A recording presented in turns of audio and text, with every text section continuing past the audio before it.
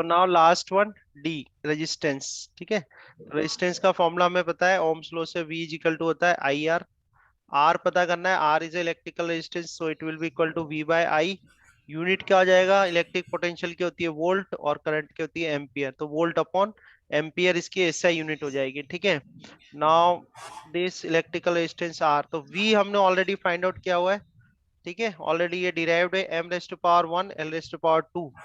ठीक है, m raised to power 1 l raised to power 2, then t raised to power -3 and a raised to power -1। -1, a raised to power -1। ठीक है, और divide में only क्या आ रहा है, a रेस्ट टू पावर 1 है हमारे पास। ठीक है, so it will be equal to m raised to power 1 l raised to power 2 t raised to power -3 and a raised to power -2।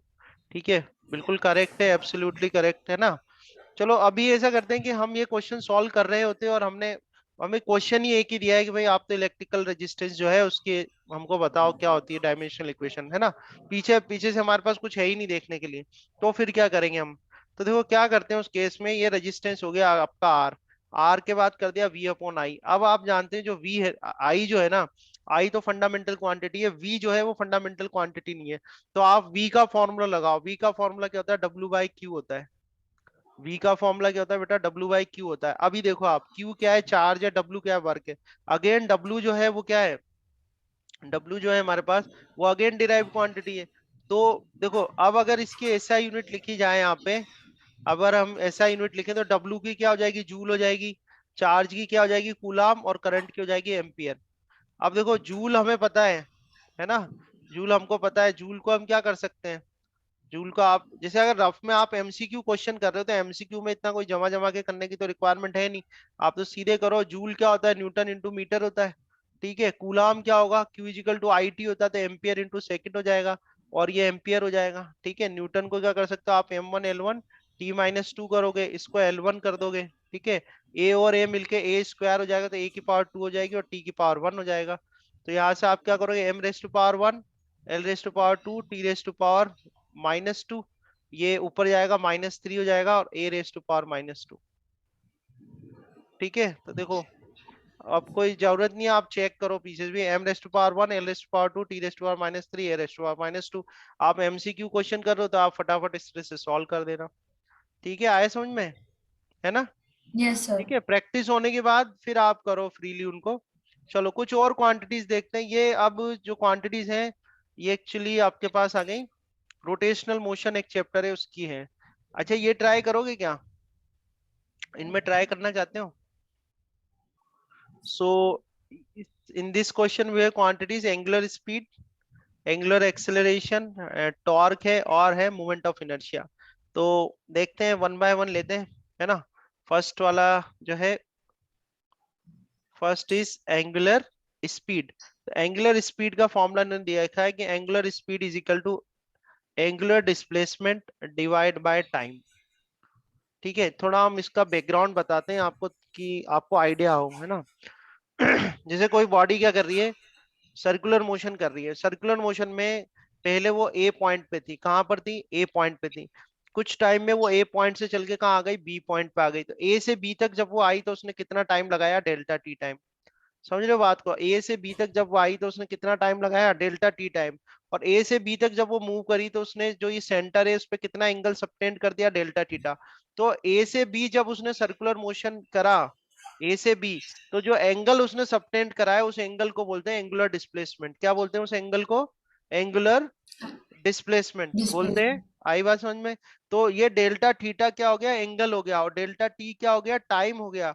अब मुझे इसकी एसआई यूनिट बता दो, एसआई यूनिट क्या होगी इसकी, एंगुलर स्पीड की एसआई यूनिट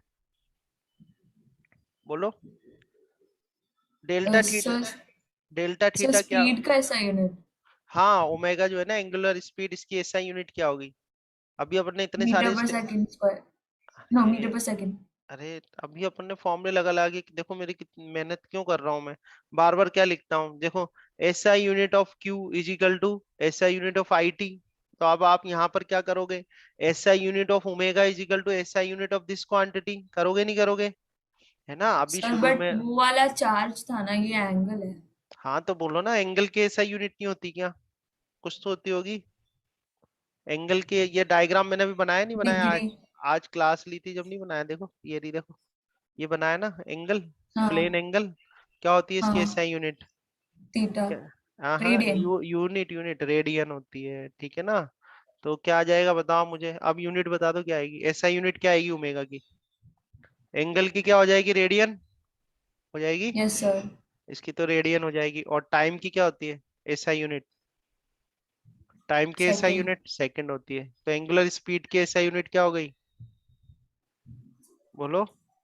एंगुलर स्पीड की सर। रेडियन अपॉन सेकंड हो गई ना?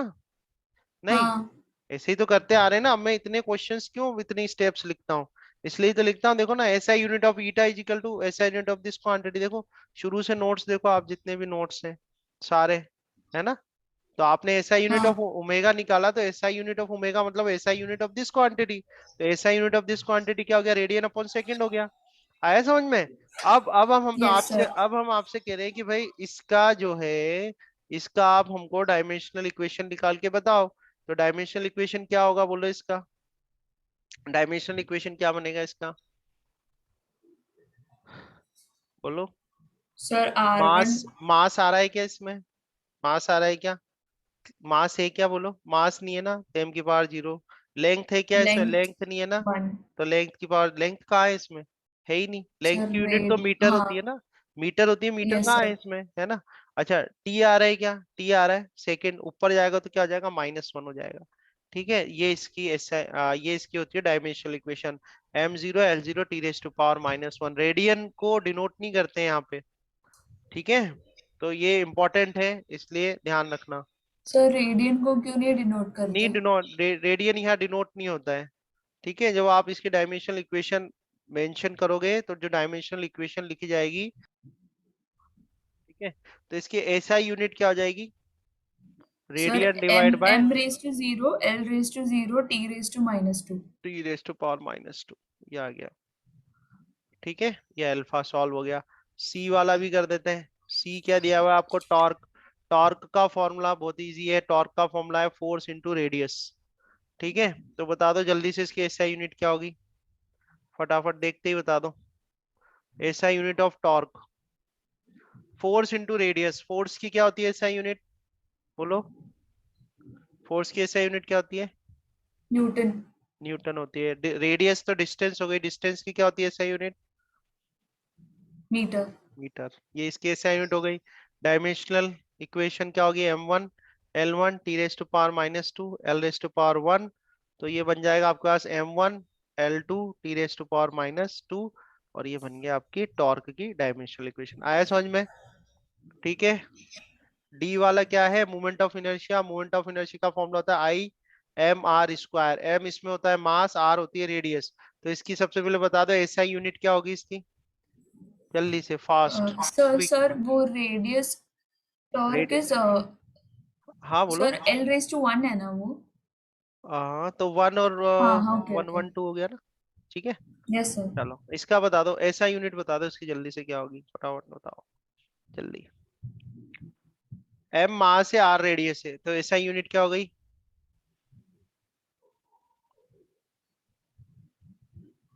हम्म?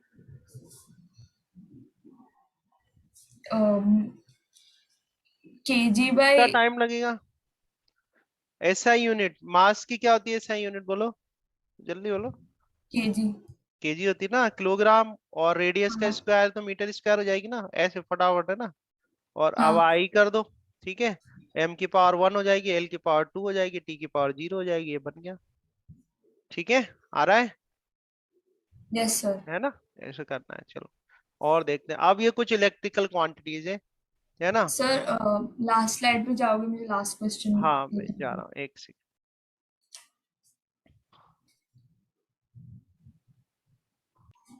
तो अब ये इलेक्ट्रिकल और मैग्नेटिक क्वांटिटीज है, इनका फाइंड आउट कर रहे हैं अपन। ए वाला ले रहे हैं, तो इलेक्ट्रिक फील्ड है। तो इलेक्ट्रिक फील्ड के लिए अपन कर देंगे E is equal to F upon Q. F for newton हो जाएगा, और क्यू के लिए कूलाम, तो ये सी हो जाएगा, है ना। अच्छा इसके डायमेंशनल इक्वेशन निकालते हैं।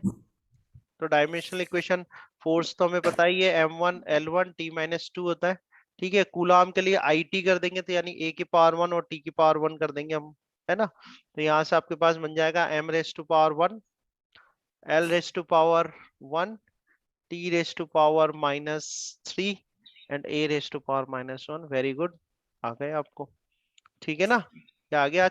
अच्छा, इलेक्ट्रिक फील्ड कर दिया आपने। अब चलो मैग्नेटिक फील्ड का करते हैं, बी वाला पार्ट करते हैं। मैग्नेटिक फील्ड, मैग्नेटिक फील्ड का फॉर्मूला दे रखा है आपको, F is equal to Q V B. ठीक है, इसमें F stands for force, Q is charge, V is velocity and B is magnetic field. ठीक है, F is force, Q is charge, V is velocity and B is magnetic field। Okay, तो आपसे पूछे हैं magnetic field के लिए, तो magnetic field के लिए B इज इक्वल टू क्या आ जाएगा, F divide by Q V आ जाएगा। इस तरह से अरेंज हो जाएगा। तो ऐसा यूनिट तो आई थिंक बहुत इजी है इसकी, आप भी करते रहो, मैं तो सॉल्व कर ही रहा हूँ, आप भी सॉल्व करो, क्रॉस चेक कर लेना, है ना। तो ये आ जाएगा newton divide by coulomb into metre divide by second बन जाएगा। अच्छा, आपको यहाँ से फाइंड आउट करना है, आप भी चेक कर, वो आप भी सॉल्व करते रहो बेटा कॉपी पे ना, फिर स्क्रीन पे जब भी देखना जब आप कर लो। तो ये बी आ जाएगा। न्यूटन के लिए अपन कर लेंगे m1 L1 T-2 हो जाएगा। ठीक है, कूलाम के लिए कर देते हैं A की पावर 1 T की पावर 1, मीटर के लिए L की power 1 then T raise to power -1, then M raise to power आ जाएगा आपके पास 1, है ना, M raise to power 1, L race टू सर पावर। आंसर आ गया। अच्छा, 1 सेकेंड में इसको कर दे। एल रेस टू पावर 1 से L raise to power 1 cancel करें, एल रेस टू पावर 0 आ जाएगा, T raise to power 1 minus one. -2। हाँ, ये 1 -1 0 हो गया, ये -2 आ गया। Then A raise to power -1। Same है, यही आ रहा है। Yes sir. ठीक है, वेरी गुड। चलो एक और डिफिकल्ट सा लेते हैं, पर अब तो डिफिकल्ट नहीं होगा आपके लिए, अब तो इजी हो गया। मैग्नेटिक परमेबिलिटी, ये फॉर्मूला, ये म्यू नॉट जो लिखा हुआ है, जब आपके मैग्नेटिज्म चैप्टर है आपके सिलेबस में, म्यू नॉट जो होता है उसको बोलते हैं मैग्नेटिक परमेबिलिटी। ठीक है, तो मैग्नेटिक परमेबिलिटी, तो फॉर्मूला आपको दिया हुआ है B is equal to mu zero I. ठीक है, और ये होता है 2 पाई, और ए दे रखा है इसमें। ए क्या होती है, रेडियस होती है। ए क्या है इसमें, रेडियस है, ध्यान रखना आप। तो आपको बताना है ये जो म्यू म्यू नॉट है ना, म्यू नॉट के लिए बताना है आपको, ये जो म्यू नॉट है, इस म्यू नॉट की एसआई यूनिट और इसका डायमेंशनल इक्वेशन पता करना है आपको, क्या होगा। आई जो है इसमें करंट है, ठीक है, और ये 2 पाई, और ये ए जो है इसमें रेडियस है, बी तो आपको पता ही है मैग्नेटिक फील्ड है। डायमेंशनल इक्वेशन में 2 अभी एक नंबर है तो वो नहीं, ऐड नहीं होगा नहीं ना। होगा, ना ही पाई होगा। तो ना तो पाई की लिखा जाएगा, ना डायमेंशन होगी उसकी, ना ही यूनिट होगी पाई और 2 की। ठीक है, तो उसको तो आप सेपरेट ही कर दो। तो आपके पास डायमेंशनल एनालिसिस में क्या बचा, म्यू जीरो आई और ए। ठीक है, चलो करते हैं सॉल्व, आप भी करो हम भी करते हैं। तो mu zero is equal to आपके पास आ जाएगा B into 2 pi A and divide by I आ जाएगा। सबसे पहले तो एसआई यूनिट, इसके एसआई यूनिट निकाल लेते हैं, है ना, या डायरेक्टली अपन तो डायमेंशनल इक्वेशन ही कर लेते हैं। म्यू नॉट बी मैंने फाइंड आउट किया हुआ है, बी की एरी m रेस टू पावर 1, ठीक है, l race to power 0, t raise to power -2, a raise to power -1। 2 pi का कुछ नहीं होगा, a क्या है, रेडियस है, तो l रेस टू पावर 1 आ जाएगा। ठीक है, करंट के लिए a रेस टू पावर 1 हो जाएगा। ठीक है, so it will be equal to m raise to power 1, l race to power 1, t raise to power -2, a raise to power 2। -2। Okay, देखो मैच करो, सही है, यस सर, करेक्ट सही है, माना। बिल्कुल करेक्ट, वेरी गुड। तो आपने मैग्नेटिक क्वांटिटीज भी कर दी, इलेक्ट्रिक क्वांटिटीज भी कर दी। ये तो डायमेंशनल एनालिसिस है, आई थिंक अब नेक्स्ट सेशन पे ही जाना पड़ेगा डायमेंशनल एनालिसिस के लिए। सर तो हाँ, एक क्वेश्चन, सर हाँ बोलो। आपने एक क्वेश्चन दिया था मोमेंट ऑफ इनर्शिया, और उसका भी आई से रिप्रेजेंट होता है, तो हमें हाँ, मालूम कैसे पड़ेगा ऐसे इधर पता लगे, करंट और। ऐसे पता चलेगा कि जो फिजिक्स है, फिजिक्स जो है, there is various, I can say there various parts in a physics. Physics के अंदर बहुत सारे पार्ट्स हैं, तो मैं कुछ बातें बताता हूँ आपको। ठीक है, नाउ फर्दर जो 2 क्वांटिटीज है अपने पास, एक तो इलेक्ट्रिक डायपोल है और दूसरा क्या है, मैग्नेटिक डायपोल। तो इलेक्ट्रिक डायपोल जो है फॉर्मूला हमारे पास इलेक्ट्रिक डायपोल मूवमेंट का, ये है P is equal to Q into D. ठीक है, तो Q इंटू डी है, तो Q तो आपका चार्ज हो गया, D डिस्टेंस हो गया। तो डायमेंशनल इक्वेशन हम फाइंड आउट करेंगे, तो Q का होता है कूलाम, कूलाम का क्या हो जाएगा, एम्पियर इंटू सेकेंड, ठीक है ना। एक सेकेंड, हाँ तो A raise to power one, T raise to power one, distance के लिए L raise to power one, थोड़ा सही से अरेंज कर दूं मैं इसको, L raise to power one, T raise to power one, A raise to power one, ठीक है, यही आ रहा है ना। हाँ, यस सर। ओके चलो, मैग्नेटिक डायपोल मोमेंट के लिए फॉर्मूला होता है एम इजिकल टू आई ए, आई इसमें इलेक्ट्रिक करंट है और ए जो है उसमें एरिया है। तो करंट के लिए तो ए की पावर वन कर देंगे अपन, ठीक है, करंट के लिए तो ए की पावर वन कर देंगे, और एरिया जो होगा L raise to power two metre square. ये मैग्नेटिक डायपोल मोमेंट, थोड़ा इसको लिखने का तरीका, पहले एल आएगा फिर ए आएगा उसके बाद, ठीक है, डन, आया ये भी समझ यस में, सर। है ना। Yes sir. So I tried my best to include all the important quantities of different different parts like electricity, magnetism, mechanics, है ना, सब मैंने इसमें इंक्लूड किया है, और सक्सेसफुली आपने लास्ट तक कर भी दिए हैं, जैसे मैग्नेटिक फील्ड का आपने फाइंड आउट कर दिया, तो अच्छा है, वेरी गुड।